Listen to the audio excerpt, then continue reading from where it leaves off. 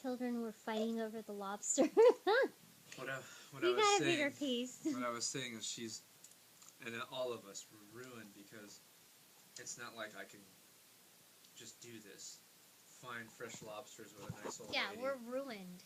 It's, I don't know any high-end restaurant who serves grilled they lobster can't, well, it's not that they can't or do it. smoked It's how lobster. they're going to do it. Some restaurants have a oak wood-fired grill. Yeah, why can't they just do that? But the cost, the food cost to get the lobsters fresh, the time it takes to pay the chef, even if he's some big name, he's going to have a sous chef or a line chef do it for him.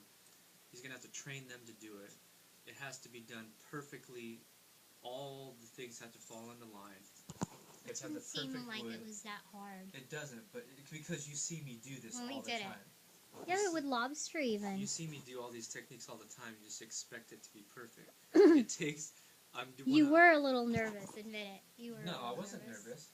I wasn't nervous because in California, what they'll do is they'll cut the spiny lobster in half. Mm-hmm. Then they'll just lay it. To make sure that the smoke gets in. They'll lay it on the grill, but they won't smoke it like we did. The reason I did it is because I want to keep the juice and everything sealed in. So you put the foil like in an envelope.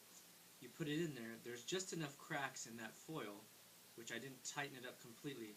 When I close it. But you used 2 pieces, so it snuck through the middle. You want it to sneak through, and then when you seen the foil, it was all brown on the outside. That's the sugars in the smoke from the apple wood sticking to it, and enough gets inside that just seeps in, and it just gives it the essence that's just incredible. And the result is what you tasted. It's just unbelievable. Yeah. And you're not even a lobster person. You haven't been able I to am be. now. So now we're just. This would be a good reason to live in Maine. We're just totally wrecked. Yeah, I mean. Yeah, we're ruined. The people in Maine have such a great outdoors. We spent $30 on that. $30 on 2 lobsters. Which would be like $200, right? In this technique, in the size of these lobsters, the way they were prepared this way, and with our beautiful lamb, and the accoutrements going along with it, you're looking at a serious high-dollar, special occasion meal.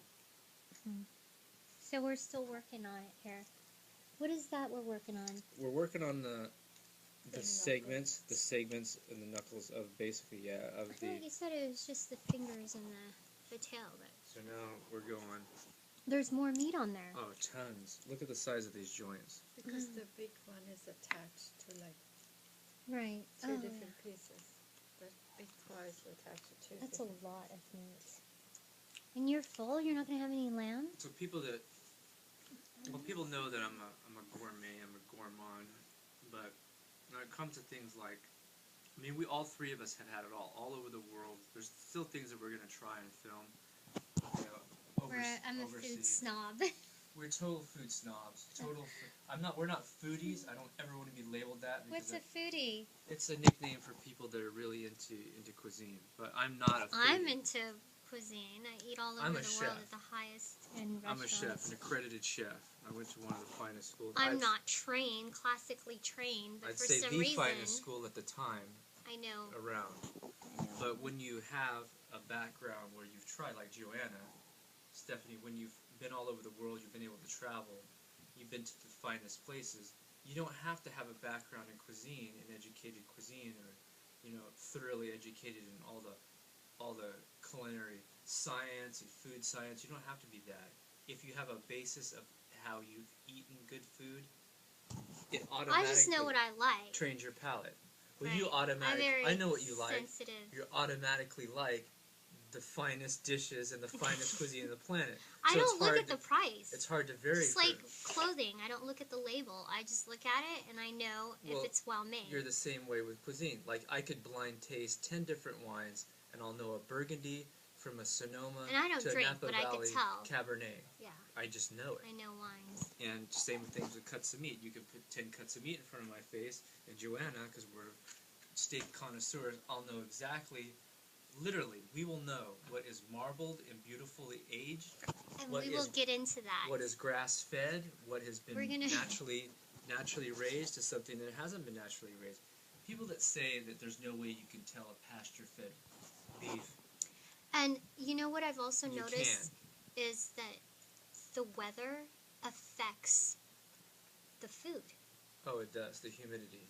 You know, Yeah. the bread to Yeah. Oh, yeah. the meat like this Yeah. did not taste So you're picking that up. So Yeah. that's good. You're getting your did palate not taste being the very same sophisticated. after it sat here for an hour. The humidity went into the meat.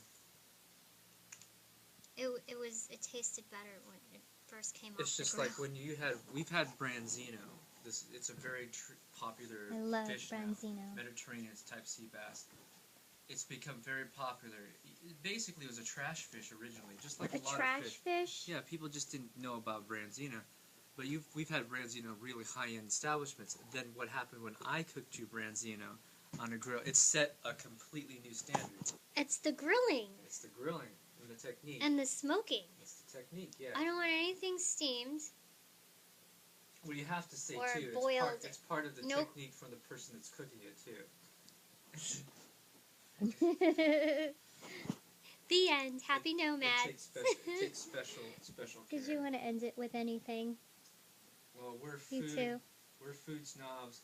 I think what I was getting at is fresh lobster from a nice woman in Maine, picking it out of a tank that just came off a boat, and then grilling it the way we did in a beautiful environment with a nice company. You can't get much better than that. This was fun, for sure. It's good. Was it fun? Yeah? It was fun. Yay.